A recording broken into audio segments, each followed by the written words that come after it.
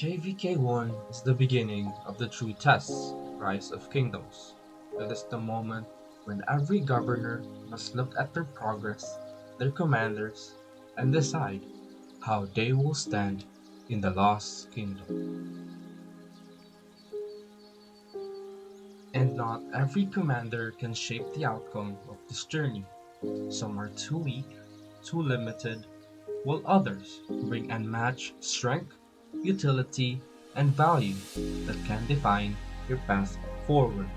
Like the shield, who endures the heaviest blows, the archer, whose power devastates entire fields, the cavalry riders, who strike with unmatched speed, and the versatile leaders, who guide all troops with equal mastery.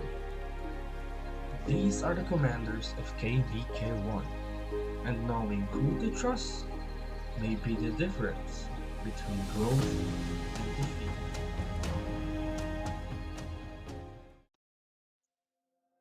Hey guys, Walnut here, and today I'm gonna show you the best commanders that I use and saw in my KVK1 journey.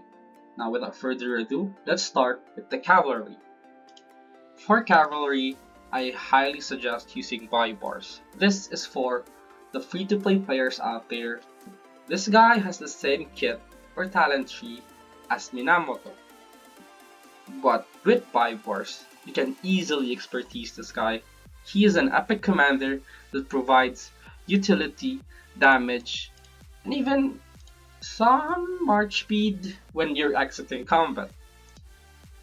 But anyways, what should be the pairings that you should use with Y-bars?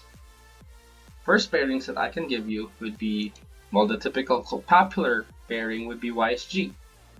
Well, mainly because this guy has a circular AoE and has the highest skill damage factor out of all the commanders in KVK1. The second pairing would be Bybar's ETH, which I was running this KVK1. Actually, at some point, I was actually shocked when my Bybar's ETH was doing better than my Mina YSG. But yeah, this pairing is absolute domination. And what level can Ethelfed be useful? You better keep your expeditions up because you're gonna need 5511 Ethelfed to have a really good trade.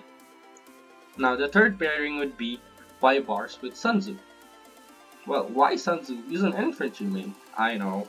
But this guy has only one infantry exclusive status, which is this third skill.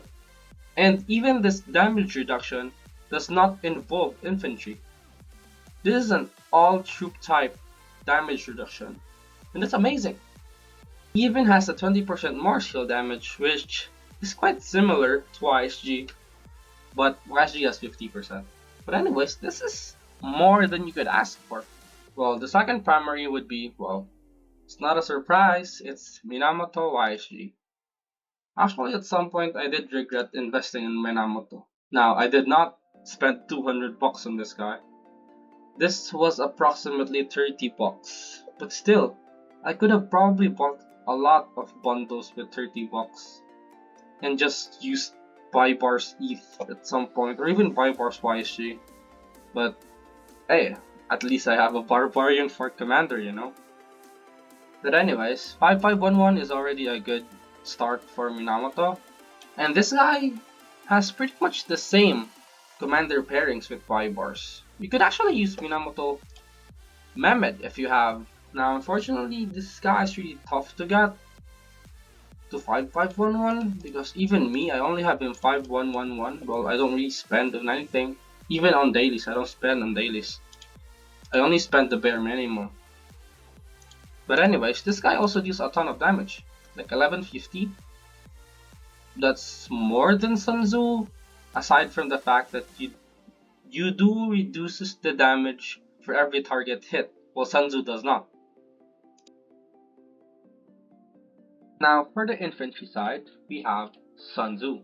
Now, this guy might be an epic, but man, this guy should be called a legendary commander.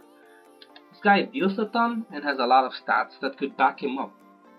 Well, to cut the story short, this guy is an AoE with the same AoE as Bybars with a fan shape that deals 1000 damage. For the pairings, well, we have Sunzu, YSG, and Sunzu with Athelflaed.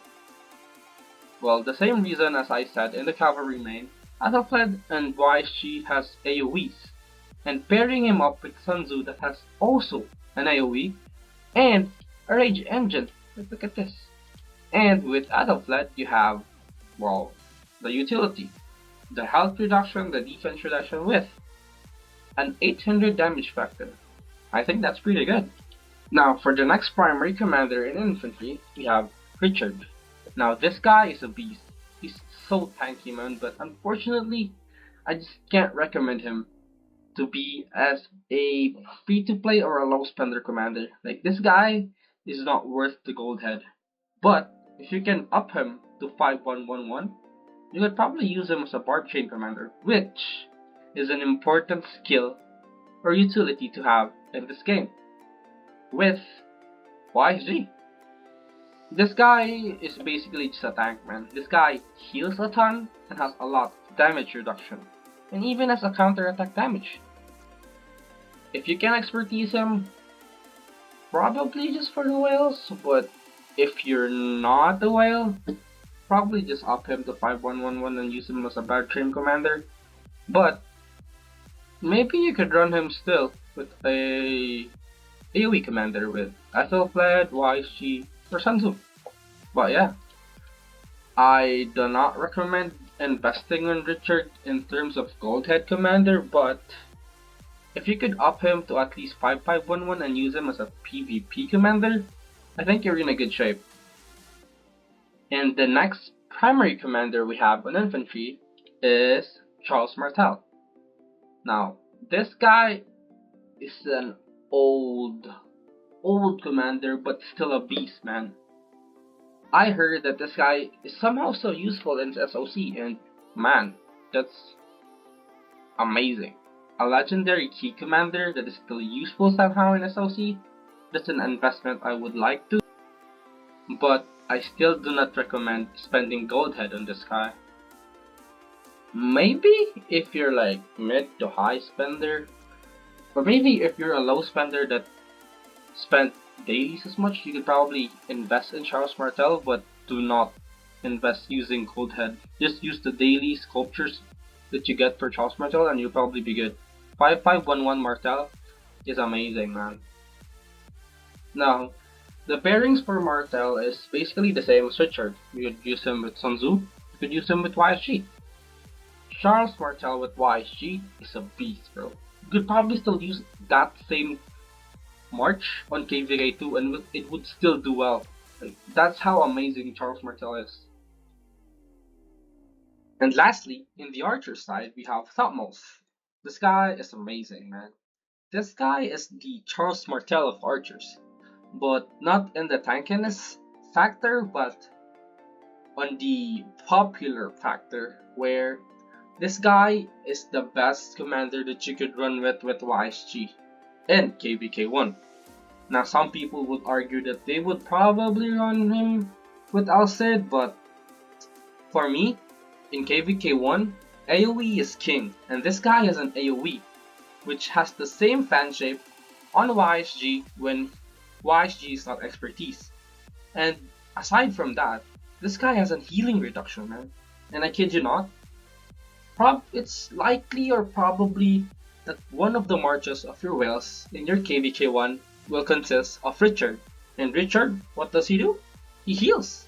And what does Topmost do here? He reducts those healing, and it will help a ton on fighting against those T5s, or maybe even T4s who probably are gonna use Richard. And at what point do you think that Topmost is usable in PvP, skill-wise? He is pretty much useful when he's at 5511 Topmost, and if you're going beyond that, it's gonna be pretty much amazing. The epic side things of archers though is probably gonna be Kusunoki.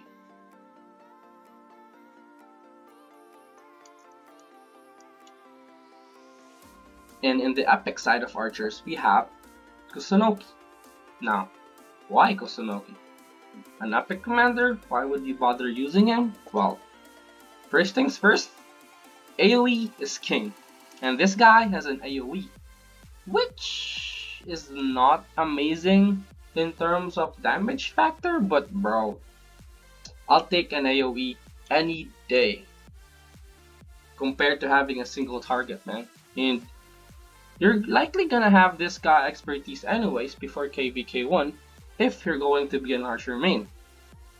With having this kind of stats with attack bonus and defense bonus, and a damage factor, an additional damage factor, that is pretty much cred. This might be a single target, but hey, let's take it, man. Single target, any kind of damage factor is crazy. And just a recap to the commanders that I have shown, these are the best commanders in KVK1.